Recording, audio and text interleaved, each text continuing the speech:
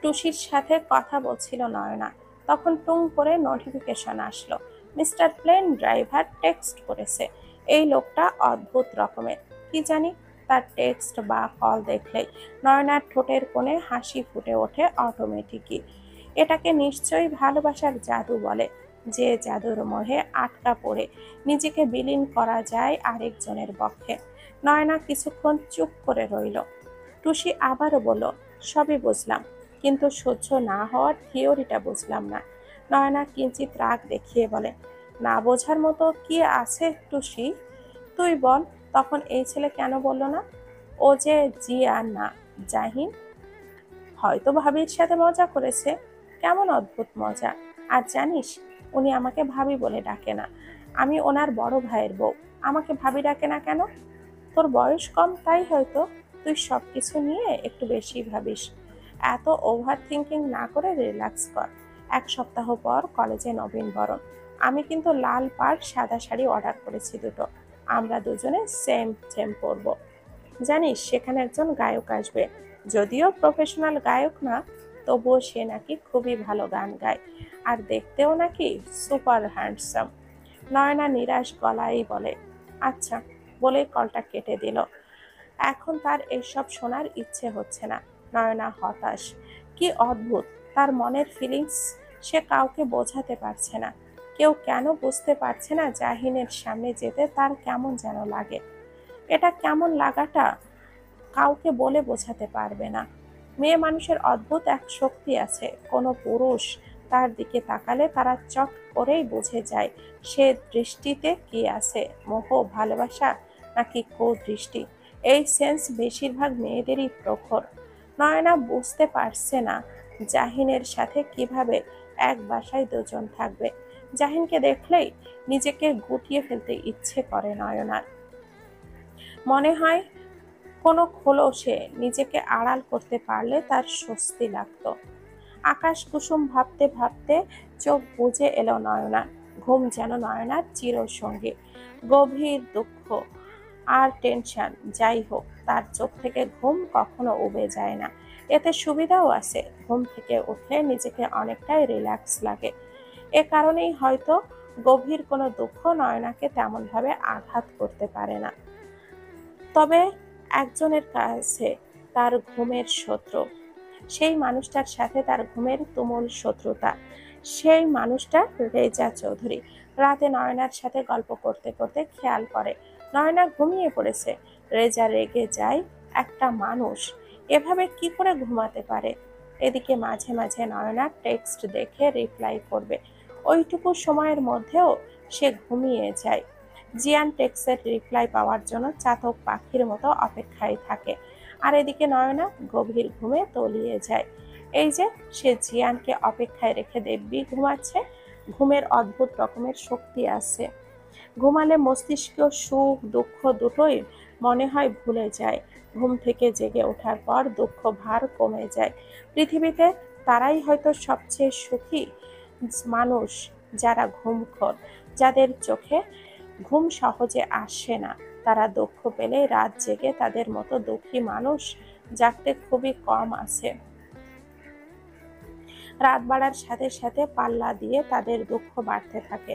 রাতের গভীরতা আর অন্ধকারের সাথে তাদের দুঃখও প্রখর হতে থাকে। ঘুমিয়ে পড়া মানুষ সেই দুঃখ অনুভব করতে অক্ষম। নয়নার টেক্সটের রিপ্লাই না পেয়ে ঘুম নিয়ে গবেষণা করে ফেলল জিয়ান। সে জানে তার অর্ধাঙ্গিনী এখন হয়তো ঘুমাচ্ছে। ঘুমালে তাকে মায়াবী লাগে দেখতে। তখন যেন নয়নার মুখশ্রী জুড়ে সরলতা ছড়িয়ে থাকে। জিয়ান তাকিয়ে আছে তার পাঠানো টেক্সটের দিকে। প্রেমে পড়লে মানুষ কিছুটা কাব্যিক হয়ে ওঠে। এই যে জিয়ান এত সুন্দর টেক্সট লিখেছে, আমার একটা আকাশ হোক, সেই আকাশ জুড়ে তোমার ভালোবাসার চাঁদ জ্বলতে থাকুক। আমার একটা নদী হোক, সেই নদীতে তোমার ভালোবাসার ঢেউ হোক। আমার একটা সন্ধ্যা হোক, সেই সন্ধ্যা জুড়ে তোমায় নিয়ে গল্প হোক। নিজেই বার কয়েক নিজের লেখা টেক্সট পড়ে মুচকি হাসছে। এই মেয়েটা খুবই অদ্ভুত। পৃথিবীতে কত মেয়ের সাথে তার দেখা হয়েছে, কই কাউকে তো এত স্পেশাল মনে হয়নি। অথচ নয়না নামের হাঁটুর বয়সী মেয়েটি যেন পৃথিবীর সব নারীর চেয়ে আলাদা। সে জানে ভালোবাসায় মোড়ানো এক বাসন্তী ফুল, যার প্রতিটি পাপড়িতে নানান রঙের মুগ্ধতা জমা আছে। জিয়ান একটা জিনিস নোটিস করেছে নয়নাকে, যে কেউ দেখলে বা নয়নার সাথে কয়েক মিনিট কথা বলেও তার প্রেমে পড়তে বাধ্য। এমন এক মুগ্ধ রমণী তার বউ, অথচ মেয়েটি জানে না এমন মেয়েকে নিজের করে পাওয়া শত জনমের সাধনা থাকে পুরুষের। এমন এক নিষ্পাপ মেয়ে যাকে ভালোবেসে এই অনুভূতি যেন জিয়ানকে পৃথিবীর সবচেয়ে লাকি পুরুষ সেই এক অনুভূতি দেয়। নয়নার ঘুম ভাঙল একটা দুঃস্বপ্ন দেখে। কেউ জিয়ানকে কেড়ে নিচ্ছে তার থেকে। ধড়ফড় করে উঠে বসল নয়না, জোরে জোরে শ্বাস নিচ্ছে। অসময়ে ঘুমালে এই এক অসুবিধা, আজে বাজে স্বপ্ন আসে। নয়না দ্রুত ফোনটা হাতে নিয়ে জিয়ানের শেষ শেষ টেক্সটটা সিন করা, কিন্তু রিপ্লাই করা নেই। দ্রুত রিপ্লাই করলো, আমি তোমাকে ভীষণ ভালোবাসি। তোমাকে হারালে আমার জীবনের সব রং হারিয়ে যাবে। মানুষ হয়তো নিজের প্রিয় মানুষটাকে ছাড়া বাঁচে, তবে সেই বাঁচার মধ্যে প্রাণ থাকে না। জিয়ান অবাক দৃষ্টিতে নয়নার টেক্সটের দিকে তাকিয়ে থাকে। হঠাৎ এমন টেক্সট দেখে সে বিচলিত হলো। এত সুন্দর রোমান্টিক টেক্সটের রিপ্লাই এত করুণ বিরহের কেন? অন্তর ঋতুর পোস্টমর্টেম রিপোর্টটা নিয়ে বসে আছে। 3জন মানুষের সিমটম পাওয়া আছে, আর জাহিন তদন্ত করছে এই কেসের। জাহিনের হাতে প্রমাণ এলেই অপরাধীরা শাস্তি পাবে। জাহিনের প্রতি ওর অগাধ বিশ্বাস আছে। অন্তর নিজের হাত মুষ্টিবদ্ধ করে বলে, আমি বেঁচে থাকতে তোর অপরাধীরা ছাড়া পাবে না বোন, আমি তাদের শাস্তি দেবই।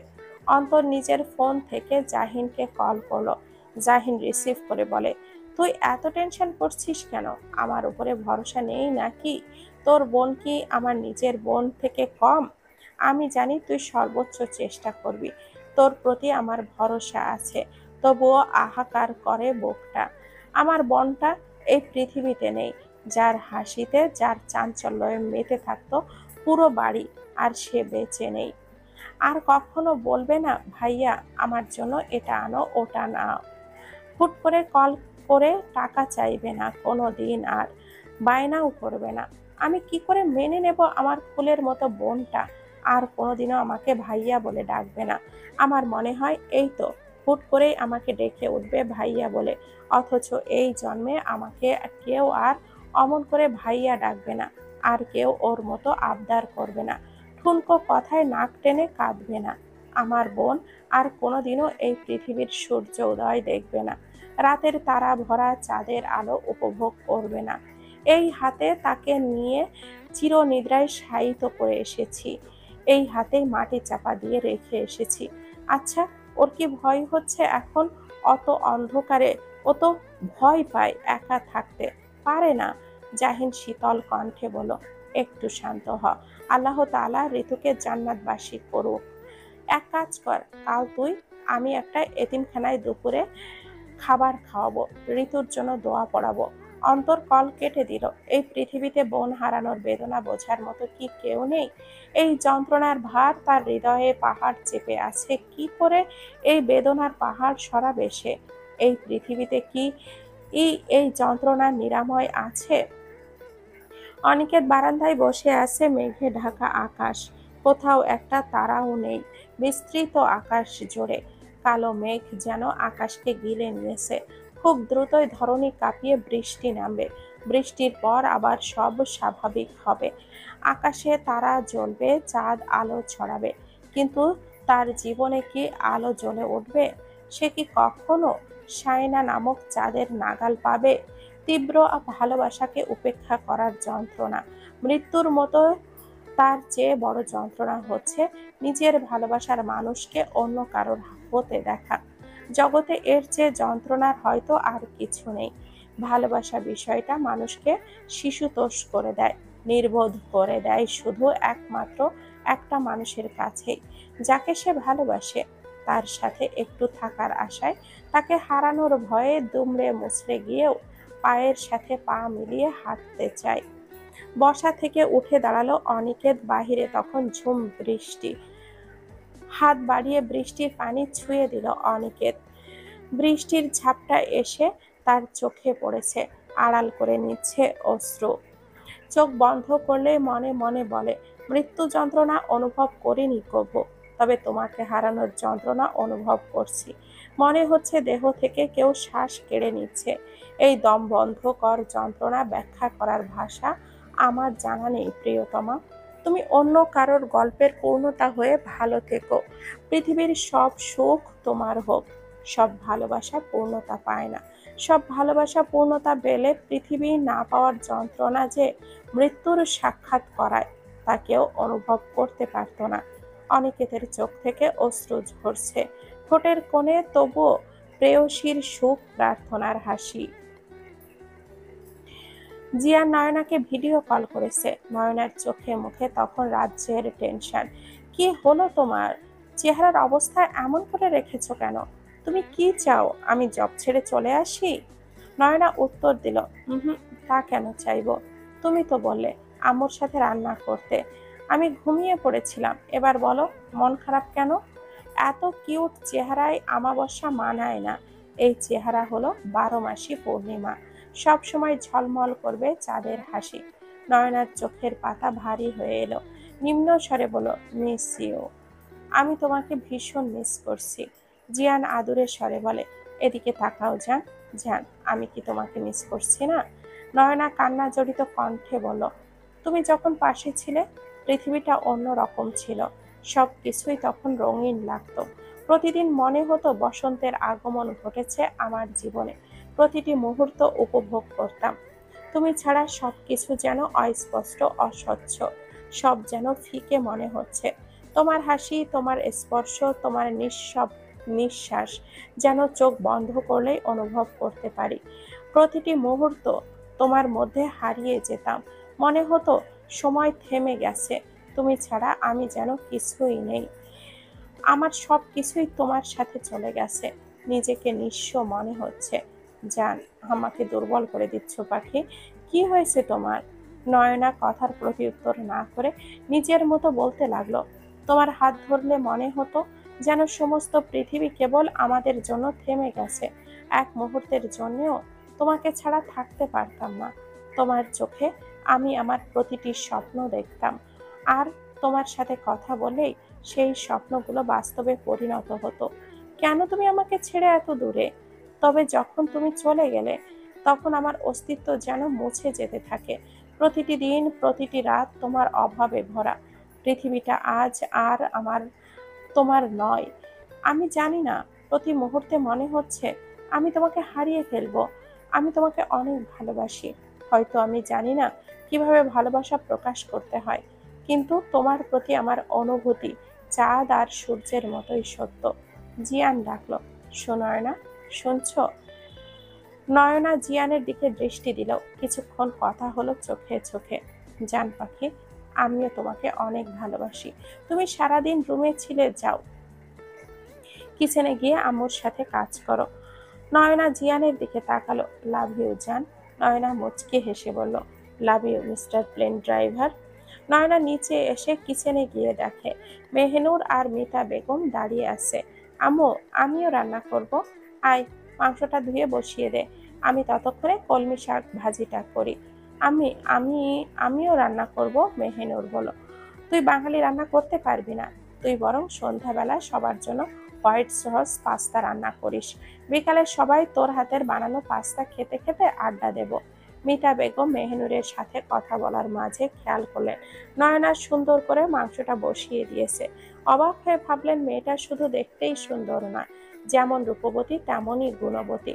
মিতা বেগম নয়নাকে উদ্দেশ্য করে বলেন, নয়না, আজ যেহেতু তোমার প্রথম রান্না, এক কাজ করো, পায়েসও রান্না করিস। নয়না মাথা নেড়ে হ্যাঁ সূচক সম্মতি দিল। শায়নাকে পাত্রপক্ষ দেখতে এসেছে। শায়না নিজের ফোন থেকে অনিকেতকে কল করলো। সাথে সাথে ওপাশ থেকে রিসিভ হলো। আপনি কি সত্যি আমাকে ভালোবাসেন না ডাক্তার সাহেব? অনিকেত কম্পিত কণ্ঠে বলল, কে? শায়না বিচলিত কণ্ঠে বলল, কি হয়েছে আপনার? আপনি ঠিক আছেন তো? ওপাশ থেকে আর কোনো উত্তর এলো না। শায়না দ্রুত উঠে ড্রয়ার থেকে সাইড ব্যাগটা নিয়ে বসার রুমে আসতে উদ্যত হলো। শায়নার মা এসে শায়নার হাতটা ধরে বলেন, রং তামাশা পরে করবি, তোর জন্য ওনারা সেই কখন থেকে বসে আছে। ব্যাগ রাখ আর চল আমার সাথে। শায়না ব্যাগ রেখে বসার রুমে এলো। পাত্রপক্ষের শায়নাকে পছন্দ হলো। খুশি হয়ে শায়না হাতে 200 টাকার একটা বান্ডিলের নোট ধরিয়ে দিল। শায়না আর কাল বিলম্ব না করে উঠে দাঁড়িয়ে বলল, আমার ফ্রেন্ডের দাদি মারা গেছে, আমাকে এখনই যেতে হবে বলেই দ্রুত বেরিয়ে গেল। উপস্থিত সবাই শায়নার যাওয়ার পথে তাকিয়ে রইল। জিয়ানের আর ঘুম হলো না, উঠে বসলো। নিজের ফোন থেকে জাহানারা বেগমকে কল করলো। ওপাশ থেকে রিসিভ হতেই সালাম দিয়ে বলল, কেমন আছেন আম্মু? আলহামদুলিল্লাহ ভালো। তুমি কেমন আছো বাবা? আলহামদুলিল্লাহ। আম্মু, আমি বলছিলাম, আমি যদি সুনয়নাকে কয়েকটা দিনের জন্য আপনার বাসায় এনে রাখতেন, কিছু মনে করবেন না। সুনয়নার মন খারাপ দেখলাম তো, তাই বলছি আর কি। আচ্ছা ঠিক আছে, আমি আজ বিকালে গিয়েই নিয়ে আসব। তুমি চিন্তা করো না বাবা। আম্মু, আরেকটা কথা, আমি যে বলেছি এটা যেন ও না জানে। চিন্তা করতে হবে না বাবা, ও জানবে না। খেয়েছো তুমি? জি। আচ্ছা আম্মু, ভালো থাকবেন, রাখি। জিয়ান কলটা কেটে কিছুটা স্বস্তির নিঃশ্বাস ফেলল। বেডে শুয়ে চোখটা বন্ধ করে ফেলল। তোমার কথাগুলো শুনেই ইচ্ছে করছিল এক ছুটে তোমার কাছে গিয়ে তোমাকে জড়িয়ে ধরি বুকের মাঝে। মিস ইউ আমার প্রিয়তমা অর্ধাঙ্গিনী। আমি তোমাকে অনেক বেশি মিস করছি। তোমার মন খারাপে তোমার মন ভালো করতেও পারছি না। জান, কি হলো তোমার মনে? কি করলে তোমার মনটা হেসে উঠবে? আমার মনেও মেঘ জমে তোমার মন খারাপে। এতিমখানায় এসে দোয়া পড়িয়ে এতিম বাচ্চাদেরকে একবেলা খাবার খাওয়ালো জাহির আর অন্তর। এতিমখানা থেকে বের হয়ে রমনা পার্কে এসে নিরিবিলিতে বসলো দুজনে। অন্তর চুপ করে থাকলো বেশ কিছুক্ষণ। এরপর জাহিন, আমি জানি আমার বোনের হত্যাকারীকে। হঠাৎ কথাটা শুনে জাহিন ঘাবড়ে গেল। কপালে আঙ্গুল দিয়ে ঘাম মুছতে মুছতে বলল, তাই? তাহলে বল, কে সে? তুই এত ঘামছিস কেন জাহিন? প্রচন্ড গরম পড়েছে আজ। এত জার্নি করলাম তাই ঘামছি। মন্ত্রীর ছেলে, তার ভাগ্নে, আর এক বন্ধু, আর একজন। আর একজন? কে সেই একজন? জানি না। তার কাছে ঠিক ম্যারিনোর মতো বিড়াল ছিল। স্পটে যে বিড়ালটার লাশ পাওয়া গেল, এভিডেন্স লাগবে। আমাদের কাছে যতটুকু আছে তা এত জোরালো নয়। আমি এভিডেন্স বের করে ফেলবো। আচ্ছা, ম্যারিনোকে তোর সাথে আর দেখা যায় না কেন? আগে তো ম্যারিনোকে ছাড়া বের হতিস না। ম্যারিনো অসুস্থ, তাই আর ম্যারিনোকে নিয়ে বের হই না। আচ্ছা বলতো, 4 জন মানুষ ছিল, কিন্তু 3 জন মানুষ অপরাধী। বাকি একজন কি করছিল সেখানে? একজনকে এনে উত্তম মাধ্যম দিলেই জানা যাবে। অন্তরের হঠাৎ চোখ পড়ল একটা মেয়ে 2-3টা পথ শিশুকে আইসক্রিম কিনে দিচ্ছে। অন্তর বলল, তুই বস, আমি আসছি। টুসি, মা পিজি হসপিটালে ভর্তি। টুসি বেরিয়েছিল মেডিসিন নিতে। হাসপাতালে মেডিসিনের গন্ধে দম বন্ধ হয়ে আসে, তাই একটু নিজেকে সতেজ করতে পার্কে ঢুকেছিল। অন্তর টুসির হাতটা ধরে বলে, আর একটু পর সূর্য ডুবে যাবে, এখানে কোনো ভদ্র মেয়ের এই সময় থাকে না। টুসি অবাক হয়ে বলল, ধরুন আমি অভদ্র মেয়ে, তাতে আপনার কি?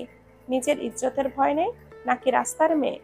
টুসি অন্তরের কলার চেপে ধরে বলল, নিজের লিমিট ক্রস করবেন না।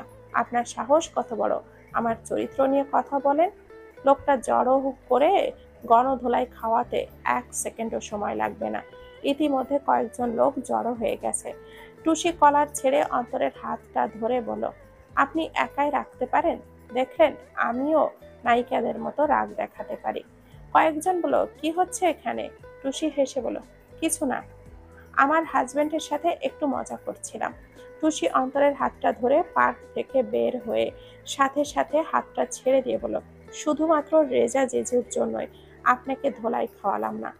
চোখ দিয়ে তাকিয়ে দেখুন, আমার হাতে মেডিসিন। আমার আম্মু এখানে হার্টের সার্জারি হয়েছে। কারো সম্পর্কে না জেনে কথা বলা কোনো ভদ্রতা নয়। ডিসগাস্টিং। টুসির কোনো কথার উত্তর দিল না অন্তর। টুসি চলে যাচ্ছে, সে দাঁড়িয়ে দেখছে। মিস ইউ জান, মিস ইউ ভেরি ব্যাডলি। নয়না মোবাইলের স্ক্রিনে তাকিয়ে টেক্সট দেখে মুচকি হাসছে। সকাল সকাল উঠে প্রিয় পুরুষের টেক্সট দেখে স্বয়ংক্রিয়ভাবে ঠোঁটের কোণে হাসি ফুটে উঠল। নয়না রিপ্লাই করলো না। সে জানে জিয়ান এখন ঘুমাচ্ছে। তাই উঠে নিজের মতো ফ্রেশ হয়ে হালকা কিছু খেয়ে রুমে এলো। টুসির দেওয়া লাল পাড়ের সাদা শাড়ি পরে রেডি হয়ে এলো নয়না। সাদা হেজাব পরেছে, হাতে লাল ও সাদা রেশমি চুড়ি, চোখে হালকা কাজল দেওয়া। শেষ করে লিপস্টিক হাতে নিল। লিপস্টিকের বক্সটা হাতে নিতেই নয়না থমকে গেল। এই লিপস্টিক সেটটা জিয়ান তাকে গিফট করেছিল। ফ্লেভার ফরএভার ডিওর লিপস্টিক সেটা। এখানে 12টা colour available. Nayana deep rosed tone smooth shine শেডটা নিল। এটার কালার নয়নার সবচেয়ে বেশি পছন্দ। হালকা করে ঠোঁটে অ্যাপ্লাই করলেই অসাধারণ একটা কালার ফুটে ওঠে। নয়না নিজের লিপস্টিক সেট থেকে দুটো লিপস্টিক টুসির জন্য নিয়ে নিল। রুম থেকে বের হওয়ার সময় থমকে দাঁড়ালো। ড্রেসিং টেবিলের ড্রয়ার থেকে স্বর্ণের একটা ব্রেসলেট বের করে হাতে পরে নিল। শেষবারের মতো নিজেকে আয়নায় দেখে নিয়ে রুম থেকে বের হলো। নিজের রুম থেকে সোজা গেল মিতা বেগমের রুমে। মিতা বেগম নয়নাকে দেখে বলেন, মাশাল্লাহ, মনে হচ্ছে আসমান থেকে পরী নেমে এসেছে জমিনে, কারণ নজর না লাগুক বলেই দোয়া পড়ে নয়নার মাথায় ফু দিয়ে দিলেন। সাবধানে যাবি, ড্রাইভারের সাথে যাবি, আবার ঠিক সময়ে চলে আসবি। নয়না মৃদু স্বরে বলল, ঠিক আছে আম্মু, আসি এখন। নয়না গেট দিয়ে বের হবে, ঠিক তখনই কেউ ডেকে উঠল, সুনয়না, শুনছো? নয়না থমকে দাঁড়ালো। জিয়ান আসলো কোথা থেকে? পেছনে ফিরতেই নয়নার চেহারায় রাগ ফুটে উঠল। নিজের ভাবিকে সম্মান দিয়ে কথা বলতে হয়, এই শিক্ষাটা আপনার কি জানা নেই? ও সরি। তুমি এত কথায় কথায় রেগে যাও কেন? আমার চেয়ে বয়সে ছোট, তাই তুমি করেই বলি। আপনার মুখ থেকে তুমি ডাক শুনলে আমার শরীর ঘৃণায় রি রি করে ওঠে, গা গলিয়ে আসে। বলেই সামনে পা বাড়ালো। জাহিন নয়নার চলে যাওয়ার পথের দিকে তাকিয়ে বলল, আই লাইক ইউর অ্যাটিটিউড। জাহিনের ফোনটা ভাইব্রেট করে উঠল। জাহিন ফোনটা বের করে কলটা রিসিভ করলো। অবশেষে মনে পড়লো আমাকে। মন্ত্রী মহাশয়, তা আপনার অপরাধের লিস্টটা তো বিশাল। ওপাশ থেকে শব্দ এলো, আমার বাগান বাড়িতে চলে আসুন, সামনাসামনি বসে কথা হবে। কথার আর কি বাকি? জাহিন চৌধুরী যা বলে সেটাই শেষ কথা। ওই কথা রাখতে পারলে তবেই দেখা পাবেন মন্ত্রী মহাশয়। আচ্ছা আসুন, সিক্রেট গোয়েন্দা অফিসার জাহিন চৌধুরী। ওকে। জাহিন কলটা কেটে দিল। গান গাইতে গাইতে নিজের রুমে যাচ্ছে। সাদা কালা রং জমেছে, সাদা কালা শীষ বাজাচ্ছে আর শাওয়ার নিচ্ছে। তার মনে আজ আনন্দ আর আনন্দ। অবশ্যই একটা বিগ ডিল হতে যাচ্ছে। ওয়াশরুম থেকে বের হয়ে ব্ল্যাক জিন্স আর হোয়াইট শার্ট পরে নিল। হাতে ব্ল্যাক ওয়াশ, চুলগুলো ঠিক করে নিয়ে নিজের পছন্দের পারফিউম লাগিয়ে বাসা থেকে বের হয়ে গেল। মেহনুর চুপি চুপি আড়ালে দাঁড়িয়ে জাহিনের কর্মকাণ্ড নজরে রেখেছে। মেহনুর একটা ব্ল্যাক চুড়িদার পরেছে। ফর্সা শরীরে ব্ল্যাক চুড়িদার যেন মেহনুরের রূপ উপচে পড়ছে। গাড়িতে উঠে নয়না জিয়ানকে কল করলো। কল করতেই সাথে সাথে রিসিভ। জিয়ান হাই তুলতে তুলতে বলল, এই সব কি হো? বর নেই দেশে, বউ পরি সেজে কোথায় যাচ্ছে? মিস্টার প্লেন ড্রাইভার, আজ তো নবীনবরণ অনুষ্ঠান, শাড়িটা টুসি আমাকে গিফট করেছে। জিয়ান নয়নার দিকে তাকিয়ে আছে, মনে মনে বলে, বউটা দিন দিন আরো কিউট হয়ে যাচ্ছে। আর তো এমন চলতে থাকলে তো জব টপ ছেড়ে দেশে গিয়ে রিক্সা চালাবো, তবুও বইয়ের আঁচলের তলায় থাকবো সারাক্ষণ। এই যে হ্যালো মিস্টার প্লেন ড্রাইভার, এত ভাবছেন কি? ভাবছি জব ছেড়ে দিয়ে রিক্সা চালাবো, তবুও বউ ছেড়ে দূরে থাকবো না। আহা গো, শখ কত নাগরের, বহুত শখ বউ। তো রিক্সা চালকের তো সুনয়না তালুকদার মেনে নেবে না। নিষ্ঠুর রমণী, আমার কাজ দেখছো, ভালোবাসা দেখছো না? এই শোনো, বলো জান। এই যে তোমার আমার ভালোবাসার মাঝে সাময়িক দূরত্ব আসে, তুমি কি জানো এই দূরত্ব আমাদের ভালোবাসার উন্মাদনা আরো বাড়িয়ে তোলে। এই যে 3 মাস পর মাত্র কয়েকটা দিনের জন্য তোমাকে কাছে পাই, প্রতিবার তোমাকে নতুন লাগে, মনে হয় দীর্ঘ অপেক্ষার পর তৃষ্ণা নিবারণ হচ্ছে। জিয়ান অবাক চোখে চেয়ে আছে তার বাচ্চা বউটার দিকে। কে বলবে এই মেয়ে কেবলই 17ই পা দিয়েছে? ওগো শুনছো? এভাবে তাকিয়ে থেকো না, আমি ফুরিয়ে যাচ্ছি না। আমি তোমারই আছি, তোমারই থাকবো প্রিয়। জিয়ান ফিসফিস করে বলল, এই ঠোঁট এগিয়ে আনো তো। কেন? তোমার গোলাপ রাঙা ঠোঁট দুটো আমাকে বড্ড টানছে। ইচ্ছে করছে এখনই তোমার উষ্ণ ঠোঁট দুটো আমার রুক্ষ ঠোঁট দিয়ে আড়াল করে ফেলতে। নয়না লজ্জা পাচ্ছে, তবুও নিজেকে সংযত করে বলল, প্রেমিক পুরুষ, তুমি প্রেম জমিয়ে রাখো, আমি তৃষ্ণার্ত হয়ে থাকি তোমার স্পর্শের। এরপর এসে আমার তৃষ্ণা নিবারণ করবে। জিয়ান দীর্ঘশ্বাস ছেড়ে বলল, কতকাল হয়ে গেল তোমাকে জড়িয়ে ধরিনি, মনে হচ্ছে শতযুগ পার হয়ে গেছে। আমার বক্ষ পিঞ্জরে আদুরে পাখিটার উষ্ণ আলিঙ্গনের অভাবে বক্ষ পিঞ্জরার হাহাকার করছে। চোখ বন্ধ করে অনুভব করো, আমি আছি খুব কাছে, তোমার সবটা জুড়ে, তোমার সাথে। আমার অনুভবে যেন তুমি জীবন্ত, তোমার অনুভবেও আমাকে জীবন্ত করে নাও প্রিয়। মিস ইউ জান, মিস ইউ সো মাচ।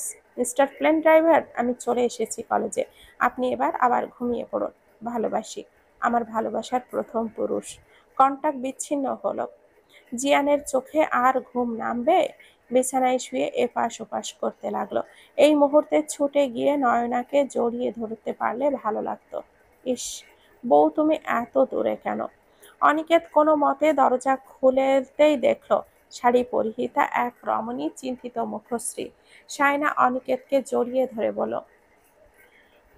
ঠিক আছেন আপনি? কি হয়েছিল আপনার? বলছেন না কেন? অনেকে দরজা বন্ধ করে দাঁড়িয়ে আছে। সায়না সোফায় বসে আছে। রুম জুড়ে পিন পতন, নীরবতা।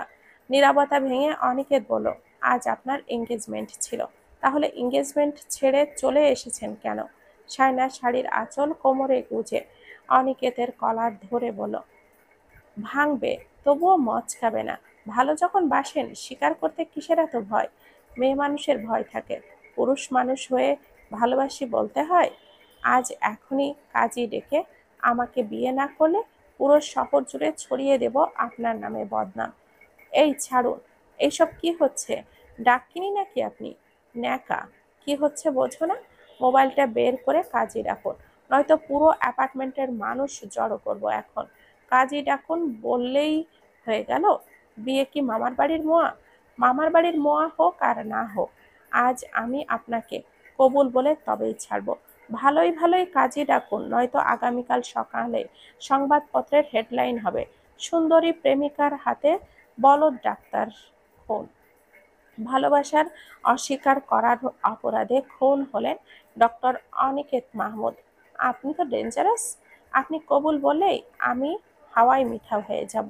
অনিকেত আর কিছু বলার আগেই সায়না অনিকেতের ঠোঁটে ঠোঁট রেখে বলল, তোমাকে আমার চাই, সারা জীবনের জন্য শুধু তোমাকেই চাই।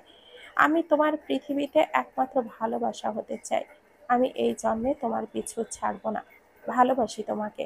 অনিকেত প্রথমবারের মতো সায়নার সাথে রেসপন্স করতে লাগলো। দুজনে হারিয়ে যেতে লাগলো দুজনের ঠোঁটের মাদকতায়। মান্নাতের সাথে আজ অনেক কথা বলেছে অন্তর। অন্তর নিজের বোনের শোকে ভুলেই গিয়েছিল মান্নাতের বাবা মায়ের কথা। আচ্ছা, এই সব কিছুর নেপথ্যে কে রয়েছে? জাহিন মান্নাতকে সেভ করার জন্য বাইরের দেশে পাঠিয়ে দিয়েছে, কিন্তু ও জানলো কি করে মান্নাতের ক্ষতি হবেই? অন্তর কিছু ভাবতে পারছে না। সব গোলক ধাঁধার মতো তার মাথায় দলা পাকিয়ে যাচ্ছে। অন্তরের ফোনটা সশব্দে বেজে উঠল। রিসিভ করতেই জাহিনের কণ্ঠ কর্ণপাত হলো, কিরে, বের হবি কখন? আজ না আমাদের প্রোগ্রাম আছে কলেজে? অন্তর অনিচ্ছা সত্ত্বেও বলল, এই তো বের হব, তুই এগো, আমি আসছি।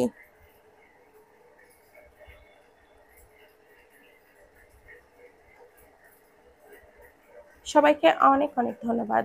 ভালো থাকবেন।